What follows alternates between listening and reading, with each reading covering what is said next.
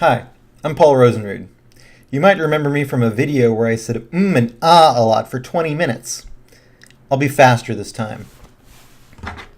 I have glasses.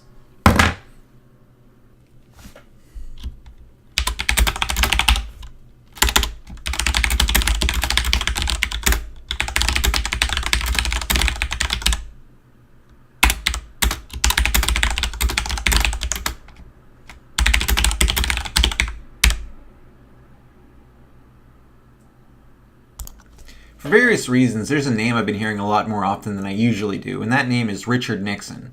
Richard Nixon's a special case in American history, but it wasn't special because people thought he was corrupt. It was special because he actually was corrupt. Presidents and presidential candidates, regardless of who they are, they have to go out of their way to avoid even the appearance of corruption. And it is hard. It often doesn't work. Ask Hillary Clinton or Donald Trump. So the question I want to pose to you is, how can we make sure a president avoids the appearance of corruption? Is there some sort of system or some sort of different method we could use to make sure that they're above board and we feel comfortable with the fact that they're responsible to the people? Well, I have an idea to get you started, but stay with me because we're going places.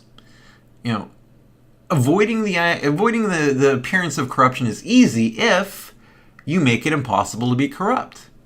I know that sounds ridiculous, but hold the thought and we'll come back to it if we need to go to the bathroom. I don't know about you, but whenever I hear some government bigwig talk about how they're not going to take a salary, I just want to walk up to them and just fart. Just fart as loud as I can because it just makes me so mad. If you say that you're so rich that you don't want to cost the American people money, you don't want to accept a salary from the people that you're ultimately responsible to, that seems bad, right? A simple fact is that somebody you pay to do a job is more reliable than somebody who says they'll do it for free out of the kindness of their heart. Nothing is free. This video isn't free. I've already charged you 2 minutes of your life that I am not getting back. Unfortunately, we can't make a super rich jerk be accountable by giving them the salary that they don't need. It doesn't work that way. We have to use some other method to make them financially accountable for their actions.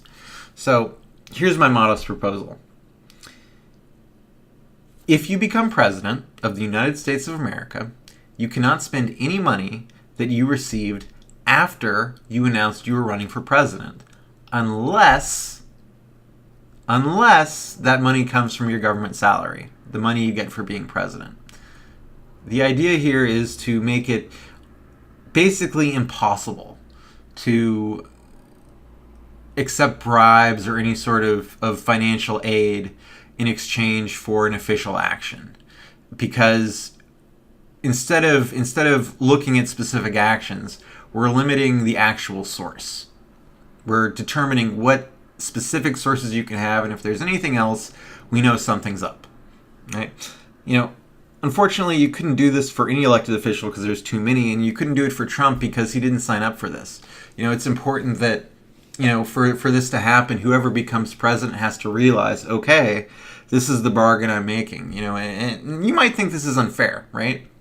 It seems a little harsh, but, it's like one of those stories where for the hero to get unrivaled power, he has to give up something very precious. And in this case, it's not actually that precious. I mean, you're getting your government salary, you get a nice retirement, and you're not exactly in the poorhouse for becoming president. But if you really love America that much, you really think that you're the guy who needs to be president, you should be willing to make that sacrifice. The president is somebody who we give overwhelming power. They get the power to end civilization in the time it takes them to use the bathroom if they deem it necessary. We're back at the bathroom.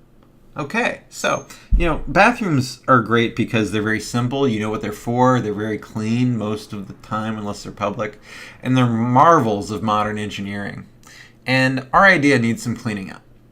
The first question you have to ask is, how do you enforce it? Do you hire a personal accountant for them that has to report to Senate for the rest of their lives? Do you take their salary away? Under what circumstances do you take their salary away in order to make them accountable, in order to punish them when they do something wrong? Do we have exceptions for his wife? Can his wife or husband go out and spend money as they see fit?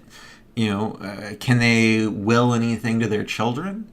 It's complicated, but it might be worth it in order to ensure the credibility and the responsibility of the one person that our country entrusts with the most power we can possibly entrust somebody with. That's it for tonight. Good night, and when you sleep, be thankful for indoor plumbing.